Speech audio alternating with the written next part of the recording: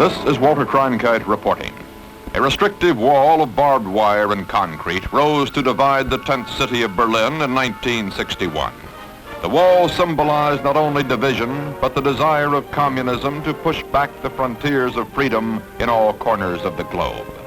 The communists chose Berlin to instigate a direct clash, to threaten unleashing the forces of war in a manufactured crisis to bring the West to its knees. But free men took up the challenge. As part of the action taken to halt the communist thrust, the United States summoned units of the National Guard, along with other reserves. This is the story of the mobilization that took place to prevent a war, not to fight a war. This is the National Guard story for the record.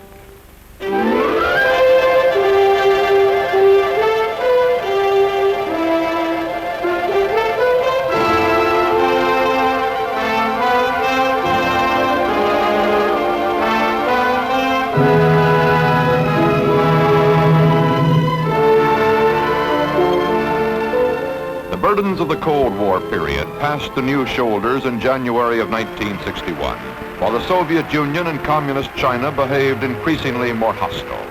Responding to these worldwide threats, incoming President John F. Kennedy told the American people they must make many sacrifices in a long struggle. In the long history of the world, only a few generations have been granted the role of defending freedom in its hour of maximum danger. I do not shrink from this responsibility. I welcome it.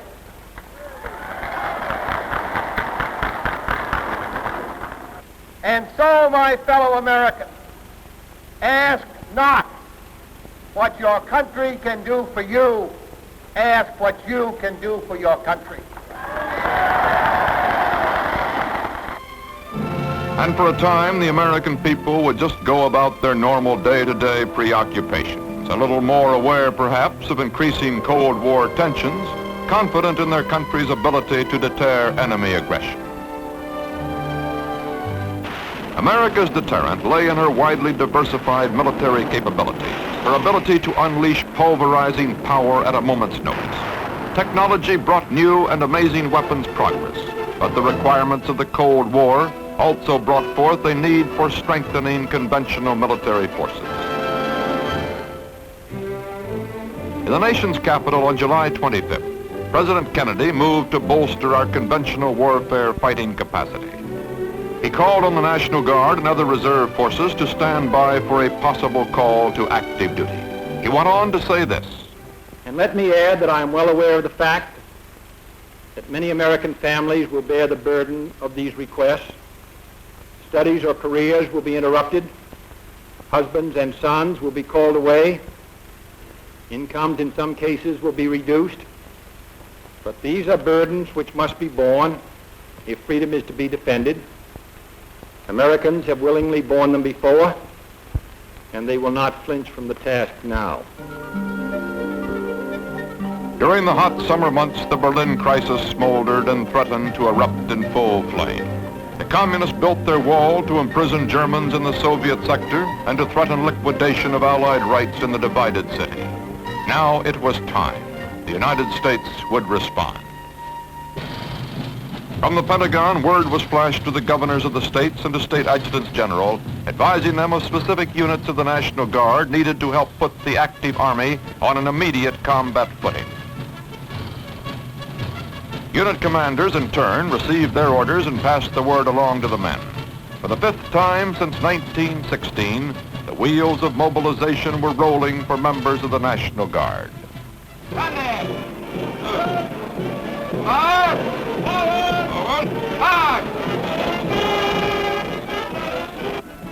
In October, 21 years to the month since the mobilization which preceded U.S. entry into World War II, the civilian soldiers called to the colors left their jobs, their homes, their families.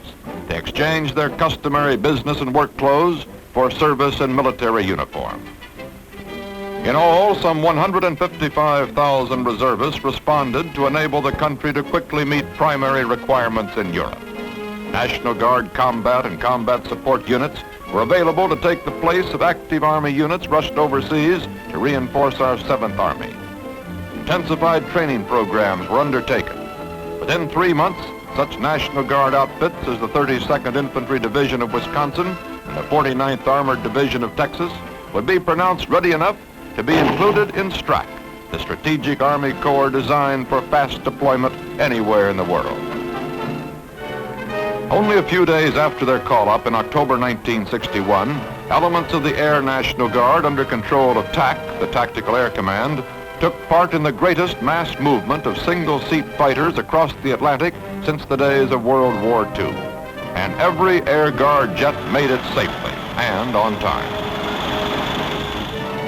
Air Guard transport squadrons went to work hauling tons of air cargo over both the Atlantic and Pacific Oceans to overseas destinations.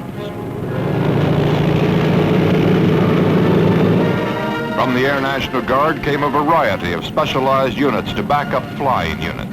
Air Guardsmen deployed to bases in France and Germany helped build up tactical air support forces in NATO virtually overnight.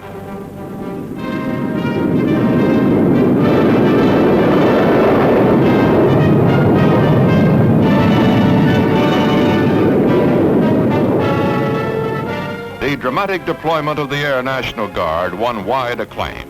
Secretary of the Air Force Eugene M. Zuckert said, "The manner in which the deployment was conducted so soon after recall could only be the result of sustained superior performance. It is my desire that every man in your organization knows of the pride the whole Air Force feels in this accomplishment."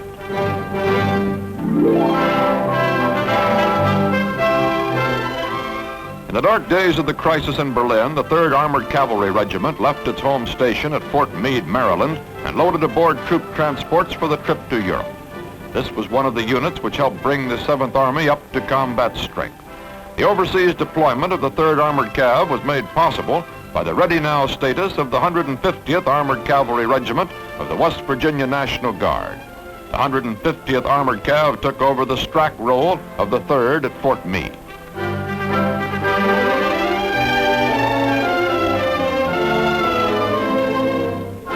During the winter of 1961-62, 3 reinforced battle groups of the 4th Infantry Division from Fort Lewis, Washington, were flown to Germany to take part in maneuvers, exercise Long Thrust. This movement, too, made possible at least in part by the ready now status of elements of Wisconsin's 32nd Division at Fort Lewis. During February 1962, combat units in Europe were inspected by observers from National Guard units on active duty. These observers got a first-hand view of readiness of American forces overseas. They saw the equipment, the troops, and the terrain. They saw the wall, and they returned to their units to tell what it was all about. At Fort Devens, Massachusetts, guardsmen of a signal battalion asked questions about the wall which now divides the city of Berlin. Talk about this wall. Everything seems to center around the wall. Just what is this wall? How big is it? How far is it? The wall is it's about, I would say, 6 feet high, about 12 to 18 inches thick of concrete. And then on top of it, you've got about an 18-inch layer of brick, which holds these barbed wire stanchions, which prevent anybody from leaping actually over the wall, because if they weren't there, you could probably pole vault that thing. And this wire is put up there mainly for that reason. But this wall goes through only East and West Berlin. When it gets out to the countryside, it thins out to a barbed wire fence along the border, which divides East and West Germany. Back at Fort Meade, a sergeant had this report to make. The situation over there is critical, and they felt that they could get us trained quicker than they could call new men up and get them trained for active duty.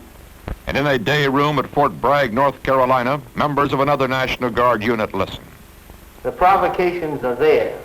You've probably seen the British armored car escorting the young boy to school in Spandau each day. Little things like that, the nibbling away, they're trying to do it.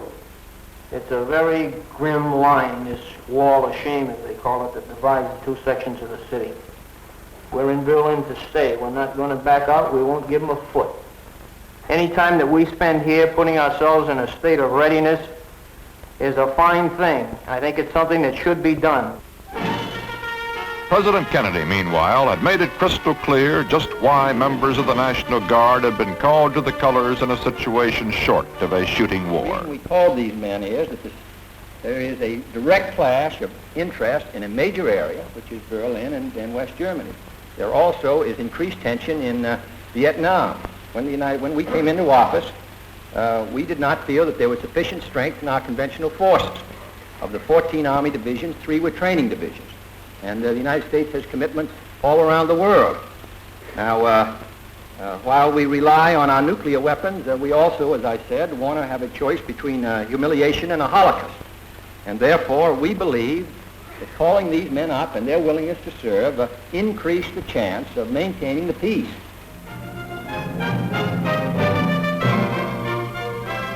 And a war was prevented, at least in this particular moment of great crisis. Officers and men of the National Guard had helped answer the communist challenge.